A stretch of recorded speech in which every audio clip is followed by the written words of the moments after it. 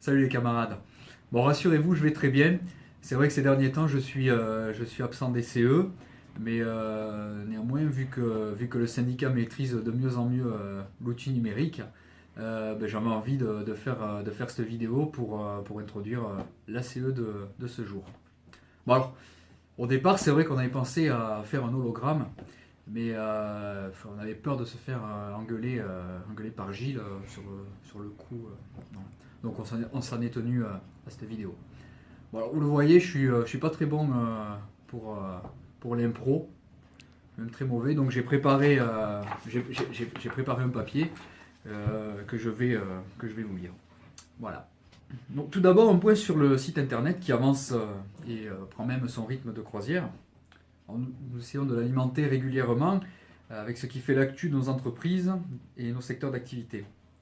Il reste encore à développer la rubrique retraité et faire grossir le contenu de la libre expression. À ce sujet, nous avons recontacté Alain Kéra, avec qui j'ai travaillé chez GMS et qui est à l'origine de la section syndicale de cette entreprise. Donc à cette époque, on diffusait régulièrement des libres expressions version papier pour nourrir le débat et sur des questions politiques, économiques et sociales. Donc Alain aujourd'hui est à la retraite, mais son idée de libre expression elle est toujours d'actualité.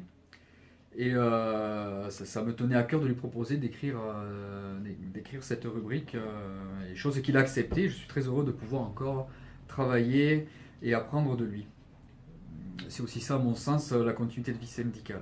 Et vous pourrez donc découvrir son analyse sociale, sociétale et politique pendant toute la période électorale. En n'étant pas présent non plus lors de la présentation du site, je n'ai pas eu l'occasion d'en débattre avec vous, ni de vous remercier de nous avoir fait confiance dans cette aventure numérique. Je remercie également Alex, qui est en train de filmer d'ailleurs, pour tout le travail qu'elle a fourni pour cette présentation et celui qu'elle fait quotidiennement pour le site. Beaucoup de choses restent encore à faire, et j'en profite pour vous rappeler que ce site, c'est aussi le vôtre, et que vous pouvez tous y participer en élaborant des articles sur vos services, une actualité particulière, ou un coup de gueule dans la libre expression. Néanmoins, des résultats arrivent déjà, car suite à un article sur la sous-traitance dans les télécoms, 2 salariés de GMS nous ont contactés pour une adhésion. Dans cette entreprise, il y a une nouvelle dynamique, et on commence à faire l'ébauche d'une liste CGT en vue des prochaines élections qui auront lieu prochainement. Ces résultats, nous devons tous nous en féliciter. C'est une chose que nous faisons rarement à la CGT. Pourtant, ils sont le fruit de notre travail, de nos réflexions et de notre volonté de nous ouvrir aux entreprises, et notamment celle de la sous-traitance. D'adapter le discours et la forme, notamment par le biais du numérique.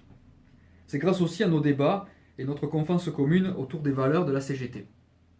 Grâce à notre qualité et, quelque part, notre équilibre de vie syndicale. La qualité de vie syndicale, elle a beaucoup animé le congrès de l'UD, qui vient de se clôturer. Et elle devrait être encore aujourd'hui au centre des débats. Il ne s'agit pas, bien sûr, de faire le procès de ce congrès, ni de ses résultats. Il me semble tout d'abord qu'il convient de féliciter celles et ceux qui l'ont organisé et qui nous ont permis de travailler dans d'excellentes conditions. Le but de mon intervention ce matin, c'est de lancer le débat sur ce que représente l'Interpro dans notre département, ce que représente notre syndicat dans l'union départementale, ce que nous pouvons apporter à l'UD en termes d'orgas, de moyens, ce que nous pouvons apporter de nos expériences et de notre savoir-faire. Pour cela, je vais vous évoquer plusieurs sujets et plusieurs questions sur lesquelles nous avons travaillé ou qui ont été évoquées pendant le débat et que j'ai regroupées par thème. Au terme de ce congrès, je repensais à ce poème « Après 3 ans » de Paul Verlaine. Non, rien n'a changé. J'ai tout revu. Il est parfois décourageant, effectivement, de voir que l'engagement n'est pas le même pour tous les syndicats et que les camarades présents s'épuisent à tenter de trouver une succession et une nouvelle dynamique pour l'UD. Je pense à Patrick qui cherche un repreneur pour la trésorerie, Rémi pour la formation et Gérard pour la communication. Le lendemain pourtant, la mélancolie passée, la fatigue évacuée, nous passions déjà la journée à réfléchir à comment faire vivre ce congrès. En s'efforçant bien sûr de ne pas être dans la critique et dans le dubitatif, mais en essayant d'être dans l'analyse pour rendre réaliste, dynamique et concrète les résolutions parfois trop ambitieuses, voire irréalisables, que nous avons tous votées. Au vu des moyens humains et matériels de l'UD, il semble indispensable d'arrêter de se lancer dans des objectifs démesurés qui essoufflent ou culpabilisent souvent les militants. Le but est de mener des luttes à notre échelle, tout en renforçant et modernisant l'organisation et les moyens de l'UD. Nous ne sommes évidemment pas là pour bloquer sur nos défauts, mais à mener ce que nous avons à faire. Nous voulons syndiquer, et pour le faire bien, il faut informer et former.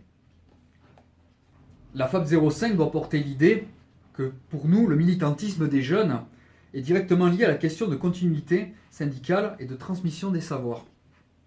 En effet, nos anciens sont une véritable bibliothèque d'histoire du travail et des luttes au travail, bibliothèque de mémoire et de connaissances qui ne demandent qu'à être transmis. Cependant, pour le transmettre, faut-il encore parler le même langage? Formation et communication, deux thèmes que nous connaissons beaucoup à la FAPT. Deux thèmes qu'il faut mettre en relation avec la continuité de vie syndicale pour créer un lien qui permette à nos jeunes retraités de comprendre comment communiquent, s'informent et se forment les jeunes générations. Grâce à leurs contacts, apprendre à maîtriser les réseaux et le numérique. Partager le savoir-faire, partager l'histoire, la carrière, une route à double sens entre les jeunes et les vieux. Voilà qui devrait redonner un élan pour commencer à militer et assurer la continuité syndicale. Au niveau de l'Interpro, il me semble qu'il est important de faire le bilan des élections dans les TPE et de la suite à en donner. Qui sont les femmes et les hommes qui composent ce secteur et comment les toucher? Comment toucher aussi les entreprises du secteur privé dans lesquelles nous ne sommes pas présents? Comment aller vers les métiers du service, notamment à la personne, où il est plus difficile de s'implanter? Cela demande des moyens pour aller les rencontrer, comprendre leur travail réel, connaître leurs revendications et adapter celles de la CGT à leurs besoins. Dans nos revendications, justement, il y a celle des 32 heures. Et pour que ça ne reste pas juste une grande idée, nous devons l'intégrer davantage dans nos discours. Ce sont ces revendications qui partent des réalités du terrain qu'il faut mettre en avant auprès des salariés. Et la réalité du terrain aujourd'hui, c'est aussi les salariés précaires, intérimaires, apprentis, auto-entrepreneurs façon Uber, et surtout dans les Hautes-Alpes, les saisonniers. La CGT défend le projet, totalement d'actualité, qui est le nouveau statut de travail salarié, et qui permettrait à tous ces précaires de cumuler de nouveaux droits, notamment en matière de sécurité sociale. C'est un projet que nous allons devoir nous approprier davantage pour être capables de le porter dans la société. Un des autres thèmes qui nous touche particulièrement en tant que FAPT, c'est celui des services publics, toujours associé à celui de l'industrie. Et en effet, une industrie qui fonctionne, c'est des emplois, des familles et donc des besoins en matière de réseau, de transport, d'énergie, de postes, de télécommunications. Mais en regardant les réalités économiques, il paraît parfois illusoire de projeter une réindustrialisation d'un département comme les Hautes-Alpes, essentiellement tourné vers le tourisme. On pointe du doigt l'UD pour travailler sur ce développement, et pour ce faire, l'UD a besoin de tous les syndicats, de toutes les fédérations. Toutes ces questions nous obligent encore une fois à mener une réflexion sur les axes à prioriser et les moyens à mettre en place.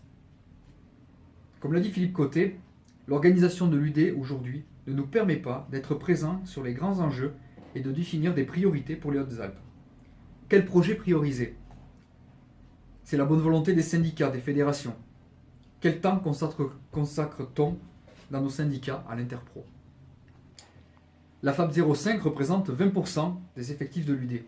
Nous avons la responsabilité d'y apporter notre contribution dans les domaines que nous connaissons, tels que la qualité de vie syndicale par exemple, mais aussi la communication et la formation. Affirmer notre modernité, faire vivre notre analyse. Les 3 ans à venir seront à l'image des moyens que donnent les syndicats et donc aussi du poids qu'aura la FAPT dans la dynamique de l'UD. Le but n'étant évidemment pas de recréer une FAPT à l'UD. Nous devons débattre ensemble de la dynamique que nous voulons aider à impulser afin de permettre à Philippe, Gilles et Pascal, qui nous représentent en CE, d'apporter des éléments qui leur permettront de faire le lien. Je vous laisse maintenant avec l'actualité, très politique cette semaine, et avec le débat. Je vous dis à très bientôt. J'espère être présent avec vous la prochaine CE, et bonne CE à tous.